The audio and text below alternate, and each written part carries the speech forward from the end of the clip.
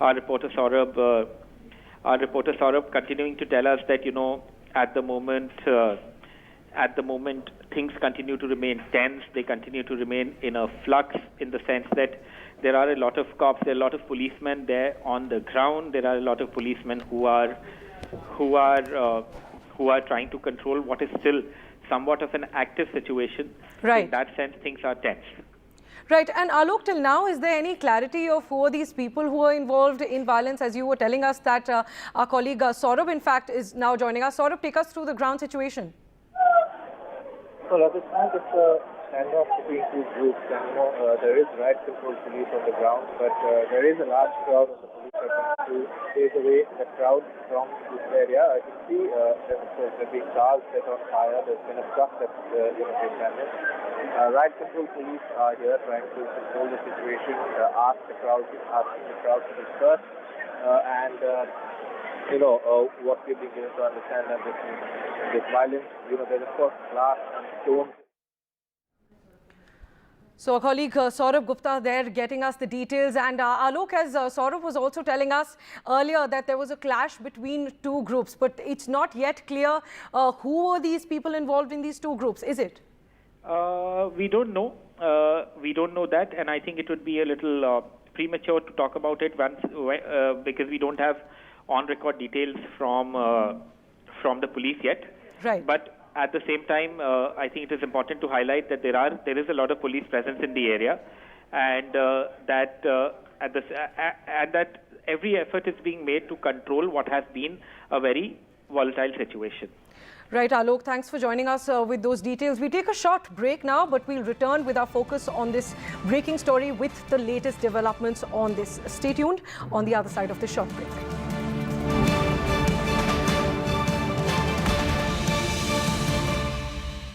Brought to you by a deeply polarized world where space for disagreement is shrinking, where take it or leave it defines discourse. We take a step back.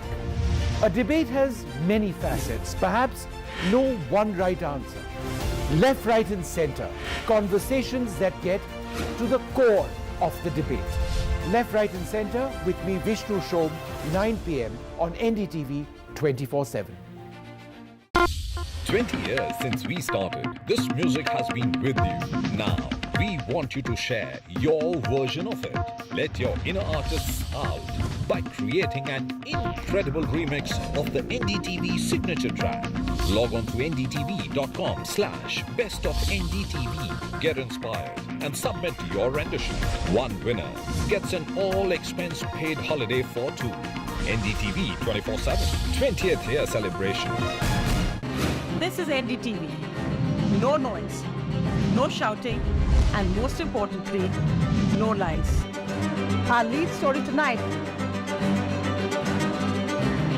Big international story. India is closely watching it.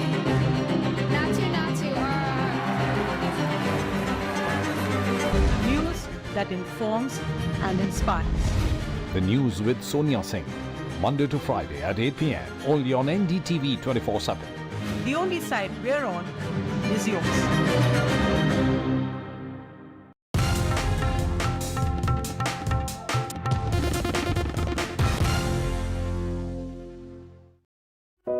Cross the distance between darkness and vision.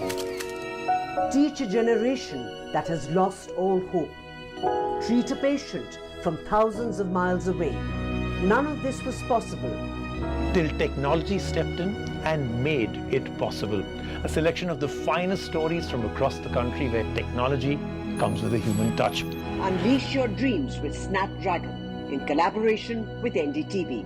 Only on the NDTV network.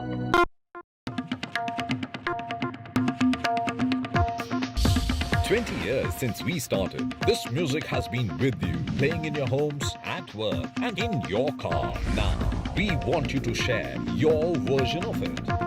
Calling all music buffs from across India to let your inner artists out by creating an incredible remix of the NDTV signature track for the world to hear.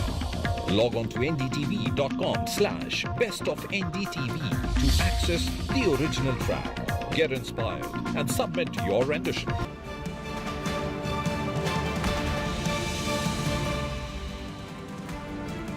Our focus continues on the ruckus and violence that has been reported during a Ram Navami Shobha Yatra, a Ram Navami procession in Howrah in West Bengal. These are visuals that we're showing you of violence that broke out in Howrah in West Bengal, and in fact several vehicles have been torched. The police personnel currently on the spot to try to calm the situation down. Now, as our colleague Saurabh Gupta was reporting from the spot, that the situation is getting better, but it has not entirely come back to a normal situation. As you can see in those visuals, there's a heavy police deployment there in Howrah after this violence was reported at a Ram Navami procession.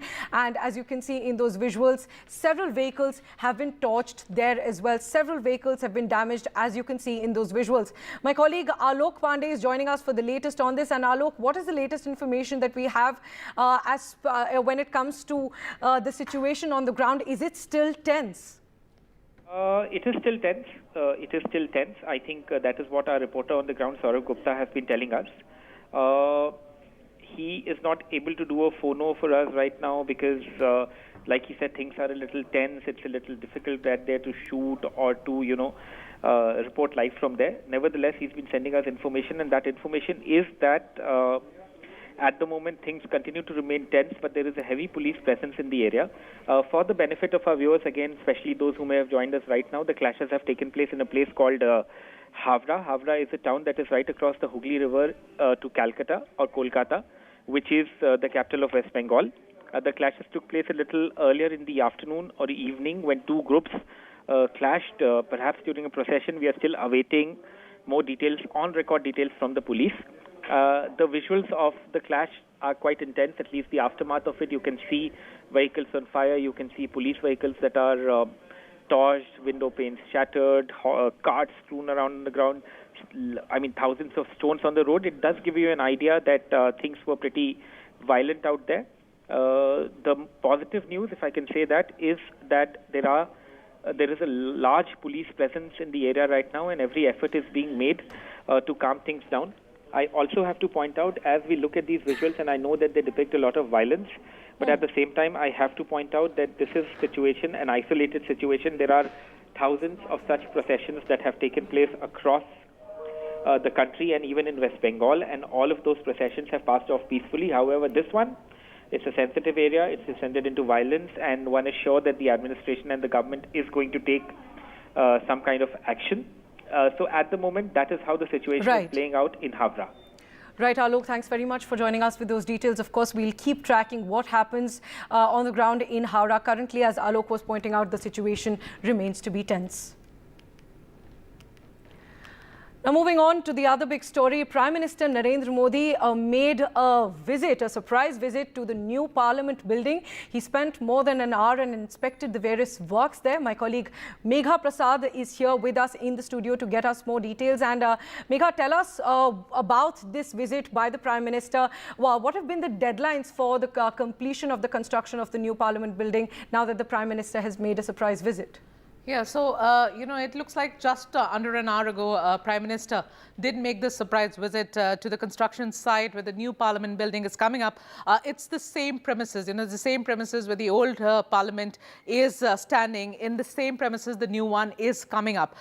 It's almost sort of, the final touches are being given to it. And if you ask about the deadline, the plan was, and even earlier the plan was, and I think they're sticking to the deadline, was to be able to hold the winter session of the Parliament 2023 in the new premises, in the new building. So I think they are on schedule. It looks like that to us. The Prime Minister just some time ago made a surprise visit there, and the pictures, of course, that we are putting out is of the Prime Minister reviewing the ongoing work there. He went around meeting the construction workers, spent considerable time speaking to them, understanding their point of view about the ongoing construction. Of course, also asking about their daily schedule, the problems they are having there. The Prime Minister, you can see on the screens, being greeted by the construction workers. He observed the faculties that are coming up in both the houses of the Parliament, also interacted with the construction workers you saw inside, and the officers who were accompanying the Prime Minister there inside the building. So he's now being shown, these pictures of Prime Minister being briefed and shown different parts of the Parliament. Now, let me quickly also tell you, just for the context, that the Prime Minister has been very closely involved with this new new construction. And I remember last year also, when the construction had just started happening, he didn't make a visit, which was an unscheduled one, to that spot. So at that point in time, only walls had come up, and just the beginning of the construction was there. And at that time also, he'd taken a complete round of the whole area, tried to understand what's coming up where.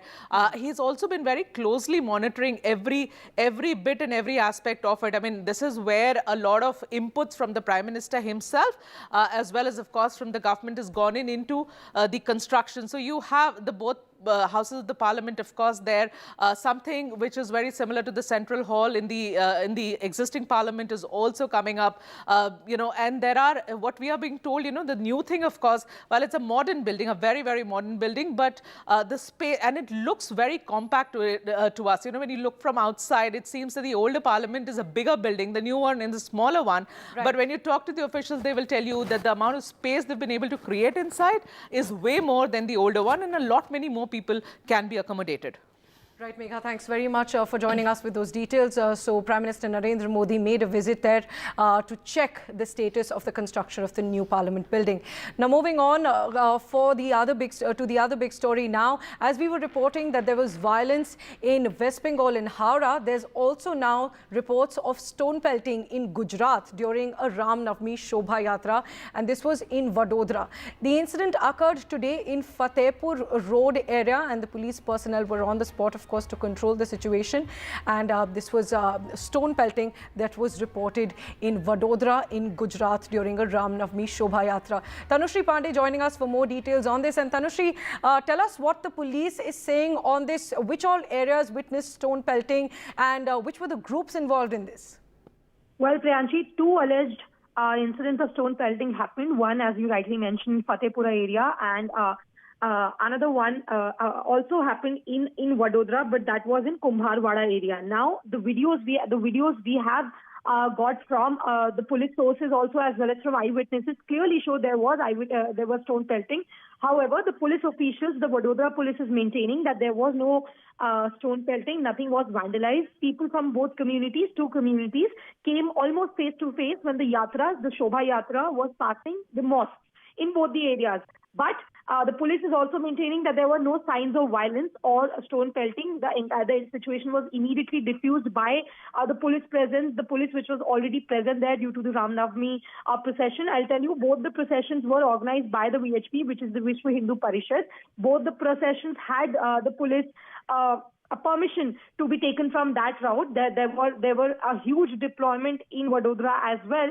So it's a very interesting take that the police is saying that there was no stone pelting, but the eyewitness is saying that stone pelting did take place. It's a he said, she said situation where people from one community are saying that they did not start, the stone pelting started from some of the fringe elements who were already present in the procession, in the Ram Navami procession. On the other hand, I've spoken to organizers of the Vishwa Hindu Parishad. They are saying that nobody in the procession was carrying any stone or any weapon for that matter. In fact, the stone pelting happened from the mosque when the Ram Navami procession was passing the mosque. So these are all versions of both the communities. But the police's official version is the situation was diffused, no signs of violence, no stone pelting happened, and as of now, nobody has been arrested or detained officially. Back to you, Priyanshi. Right, Tanushree, thanks very much for joining us with those details. So as Tanushree was pointing out, that the police has said that the situation was completely in control, though those visuals clearly show us that there were incidents of stone pelting. The police is maintaining that the situation was calm and it was brought under control. As Tanushree was pointing out, nobody has been detained or arrested in this case of stone pelting in Gujarat.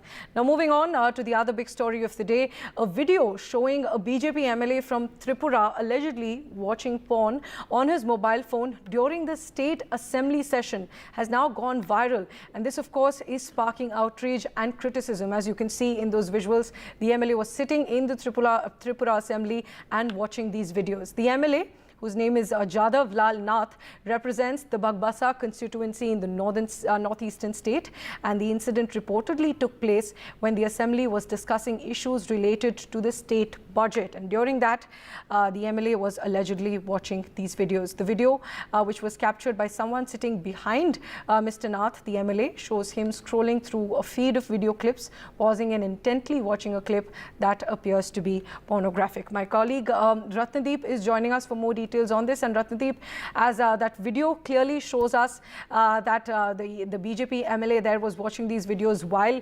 the assembly was discussing the budget. What has been his response on this, if any, till now? Well, we have not been able to get a response from the MLA Jadav Lal Nath. However, we did speak to some of the senior BJP leaders in Tripura BJP, including the state BJP president, and they have categorically said that the party will take note of it. In fact, in all likelihood, a show cause notice will be issued by the party to the MLA to actually, answer to the notice sent to him. Some time will be given to him. However, reporters did try to speak to the Speaker of the Tripura Legislative Assembly, Mr. Bishwabandhu Sen, and Mr. Sen, who the Speaker, categorically said that that the video has gone viral. Nobody has officially complained to him, so he says that he cannot act on a viral video. There has to be an official complaint for the Speaker's office to investigate and to then take action in terms of the rules laid in the assembly procedures. But until and unless there is an official complaint, he cannot act against the MLA. However, the opposition in the state has cornered the BJP on this issue. In fact, the main opposition party, Tipra Motha, its leader of the opposition, Animesh Debarma, has urged the Speaker to take immediate action, and they have demanded the suspension of the BJP MLA, raising questions on BJP, that why BJP is quiet on this issue and not reacting, and if BJP is not reacting, whether BJP is actually allowing this kind of things to take place in a place like a assembly. So the serious question being raised by Tipra Motha and the other opposition parties like the Congress and the left, the Congress and the left really cornering the BJP, calling out whether that the BJP calls itself the custodian of Indian culture, but is it promoting this kind of a culture? So clearly the opposition hitting out at the BJP. The state BJP is yet to make any official statement, but what we know from sources is that show cause notice is being issued now to the BJP MLA.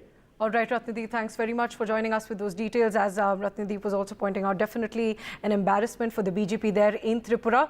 With that, we'll take a short break. But on the other side, we'll discuss COVID as cases are now close to a 6-month high. We'll discuss with experts what you should be aware of and whether this could be a new wave.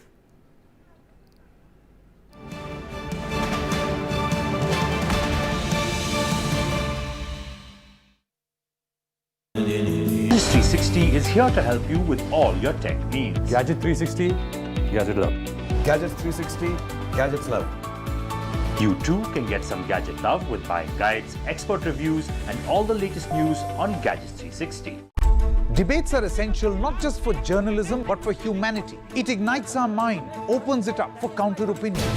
To hear all views, opinion of all hues. Which is why the oldest running debate show on Indian news television is not 23 years old, but young at 23. इस initiative को मैं अभिनंदन करता हूं कि सच को सच के रूप में पेश करने का उन्होंने साहस दिखाया. So let us begin the big fight. In a deeply polarized world, where space for disagreement is shrinking, where take it or leave it defines discourse, we take a step back. A debate has many facets, perhaps no one right answer. Left, right and center, conversations that get to the core of the debate. Left, right and center with me, Vishnu Shom, 9 p.m. on NDTV 24/7. 20 years since we started, this music has been with you. Now, we want you to share your version of it. Let your inner artists out by creating an incredible remix of the NDTV signature track. Log on to ndtv.com/bestofndtv. Get inspired and submit your rendition. One winner gets an all-expense paid holiday for two. NDTV 24/7 20th year celebration. This is NDTV.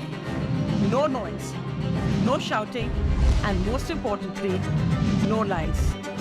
Our lead story tonight. Big international story. India is closely watching it.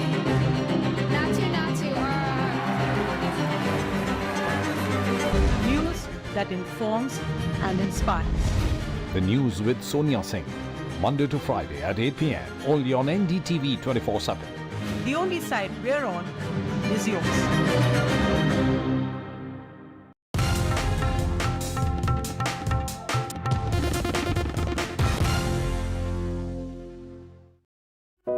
Cross the distance between darkness and vision. Teach a generation that has lost all hope. Treat a patient from thousands of miles away. None of this was possible till technology stepped in and made it possible. A selection of the finest stories from across the country where technology comes with a human touch. Unleash your dreams with Snapdragon in collaboration with NDTV. Only on the NDTV network.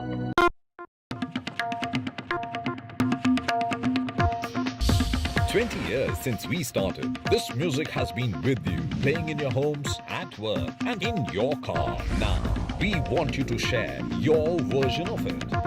Calling all music buffs from across India to let your inner artists out by creating an incredible remix of the NDTV signature track for the world to hear.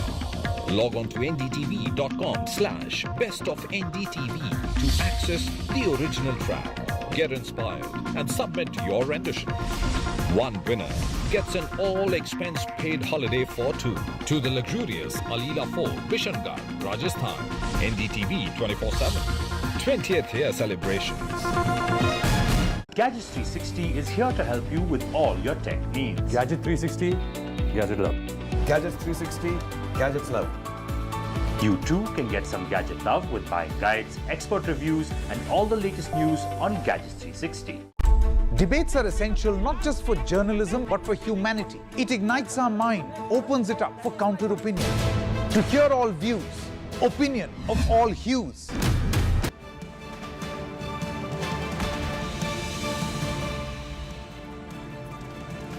Let's now focus on something that concerns all of us. COVID cases are rising in the country yet again, and in fact, today the daily COVID case count has crossed 3,000 cases. That is the highest since October 2nd. So the daily COVID cases are currently at the highest that they've been in close to 6 months now. And what's really concerning is that 14 new COVID deaths have been reported in the country, and that's significantly higher than the 1 to 2 deaths that we were seeing in the months of January and February. So while earlier only cases were increasing, now deaths are also increasing, and that is a concern. While governments are saying that there's nothing to panic about just yet, it's important to take your precautions. But to understand whether this could be the start of a new wave, whether it's a situation to be alarmed about just yet, we have experts joining us on the broadcast. We have Dr. Chandrakant Leharia, who is an epidemiologist and a health systems specialist. And we also have Dr. Rajiv Jaidevan, who is the Vice Chairman of the Research Cell at IMA Kerala. Thanks very much, doctors, for joining us on this discussion. And Dr. Leharia, if I can first start with you, I think that's a question on most minds currently. Are we witnessing the beginning of a new wave now that COVID cases have crossed 3,000? The daily count has crossed 3,000. Could this be the start of a new wave? So to understand whether we are entering into a new wave, we need to put this in a perspective. When 3 years ago, the virus was new, even an infection was a cause of concern because the virus was entering into new territories. But now SARS-CoV-2 virus is in all settings, it's circulating whether infection is happening or not happening. So what we hear and see, we are reporting every day is that daily new COVID-19 cases are essentially number of infections which are happening. But we also know that in the last 2 weeks, the number of infections have gone up by 15 times or so, but the number of deaths or hospitalization has remained largely static. Right. Let's also deep dive into the deaths or hospitalization. Majority of infections or majority of the hospitalization are in the people who already had a pre-existing morbidity and then they were detected with COVID-19. So the COVID-19 is not causing hospitalization if we go by the clinical science. So putting these two things together, now mere increase in the number of infections is not a concern. It is not a reason to argue that a wave is coming. So in my opinion, it is not a concern. It is no new wave of COVID-19 is coming because population is vaccinated, because people have a natural infection, and the meaning of infection, as was the case earlier, has changed. Infection alone is not an immediate concern for the citizen. Of course, it gives us alert or indication that we need to take some precautions, some preventive measures, but it's no reason to be worried. And final point here I would like to make is that considering SARS-CoV-2 is among us, the rise and fall in COVID-19 cases would continue for a number of times or for the months and years ahead. So every rise, we should not be worried. And we should be prepared for those things and only protect ourselves. Right. So, Dr. Laharia, you're essentially saying that currently we can't say that it's a new wave, and you've also pointed out how deaths and hospitalizations are not increasing proportionately with the cases. Now, on that point, if I can come to you, Dr. Rajiv Jayadevan, while we've noticed that hospitalizations are increasing marginally, now we've seen an increase in deaths as well. 14 new deaths have been reported today, while for the last few days we were seeing that just 2 to 4 deaths were being reported. So, while that is a slight uptick, do you think it's a situation to be alarmed about just yet? I would not be alarmed. In fact, I would agree with Dr. Laharia about where things are at this point. There is no doubt that there's an increase in number of cases, and that includes my own colleagues who have called in sick with COVID positive over the last several days. So there is clearly a spike in the number of cases. But most of these patients are being able to manage at home with home isolation, with a lot of fluids and paracetamol for fever and so on. Very few of the newly diagnosed patients are actually being hospitalized. But we know that a large denominator also can increase your numerator. In other words, with a large number of people testing positive, yes, some of them, especially those who are older or who have significant accompanying disease conditions, yes, they can potentially destabilize and be in the hospital. And from that standpoint, yes, we must also understand that as there is a birth rate for every country and every state and every city, there is also a baseline death rate, both of which are roughly the same. So if you look at the baseline death rate for the state of Kerala, for example, you can calculate it down to 680 per day. That is the number of people. That's a pre-pandemic mortality rate. That is just what is expected of the region. Now, among these people, clearly there will be some people who die at home. There will be some people who die in the hospital. Some people die of pneumonia, others of cancer, of stroke, and death is tragic. But now COVID also has been a player in that. Sometimes it may be a COVID positive status in a person who's already in a very bad shape, very sick condition. So when you hear the word 20 deaths occurred, it doesn't necessarily imply the same as though 20 people tested positive for COVID and died. That doesn't mean like that. Right. Most of the people in the ICUs are people who are otherwise very ill from their own health conditions. Right. And COVID also tends to aggravate their conditions. So I wouldn't want people to panic saying there are suddenly 20 deaths reported. It doesn't work like that. Now with increased testing, yes, we are aware, doctors are aware that many of these patients who are destabilizing could also have a COVID component to that. So that is also, I'm trying to put things in perspective here. I'm sure Dr. Howrah will agree with that. So it is not exactly that these deaths are directly due to COVID, but I also have information that the majority of these deaths that have been attributed to COVID are also occurring in older individuals. Right. So we saw how when Delta started, very, very young, say 20, 25-year-old people came, collapsed and died in casualty. So we are not seeing that kind of a carnage right now with this Omicron sublineage. I would not take it too lightly either, because we wouldn't want the hospital systems to be overburdened, because we don't have a lot of beds. In fact, no country has a lot of beds in, to treat a large number of people who might arrive suddenly. So it's important to have some baseline precautionary measures. Right. So I think the message is that there's nothing to be to panic about, but of course we have to remain cautious so that we don't see another wave after those lessons of the three previous waves, of course. And while we talk about the cycle of the coronavirus, Dr. Chandrakant Laharia, as you said, that this is something that we'll keep on seeing. This is how the virus is also, of course, evolving. So is this something that we'll see every few months, a spurt in COVID-19 cases? And do you think that there's a fear of a new COVID variant, or it's the XBB 1.16, the sub-lineage of Omicron, that's driving the surge this time as well? So there are some countries, and especially some states in the United States of America, which are doing detailed, very robust surveillance. And what has been noticed in the last few weeks, that the number of infections and deaths caused by COVID-19 or SARS-CoV-2 is far lower than other respiratory illnesses.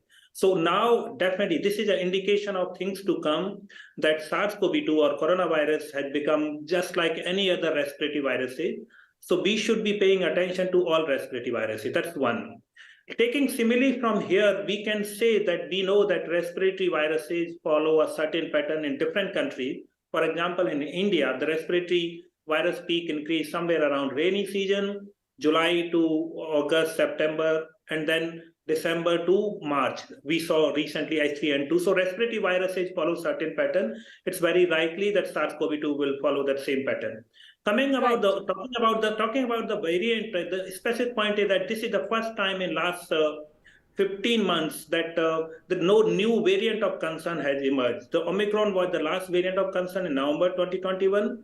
And very recently, on 16th of March, the World Health Organization had designated the previous variant of concern. So we are the first time after the COVID-19 pandemic with no variant of concern is going on. These are the subvariants, and there are 100 plus such. We should not be worried about subvariants. All right. Thanks very much, doctors, for joining us on that important discussion on COVID-19. But for now, let's move on to breaking news that we're getting from West Bengal. After stone pelting and violence was reported at the Navami Procession in Howrah, now we're getting reports. Our colleague Saurabh Gupta is reporting from the ground that stone pelting has resumed again there in Howrah. The police personnel are currently on the spot. The riot police is there, as our colleague Saurabh Gupta is pointing out. And there's stone pelting still. So it's a really tense situation there in Howrah in West Bengal after there was violence reported at a Ram Navami procession. And as you can see in those visuals, several vehicles were torched, vehicles were damaged, and there were several rioters there who were responsible for this violence that has played out. And as you can see that there's heavy police deployment there as well. And our colleague Saurabh Gupta is reporting from the ground, and he's telling us that there's stone pelting again in that area in Howrah in West Bengal, and the police is trying to control the situation. The riot police is currently there trying to calm the situation down, but of course definitely a concerning situation there, as the situation is still tense, as our colleague Saurabh is pointing out, because there's again stone pelting as the police is trying to control the situation. The West Bengal Chief Minister Mamata Banerjee had also reacted to this, and she had said that we don't want to disturb the harmony between Hindus and Muslims, and she had said that the rioters are enemies of the country. We'll continue to track what happens in Howrah in West Bengal as the situation currently remains tense.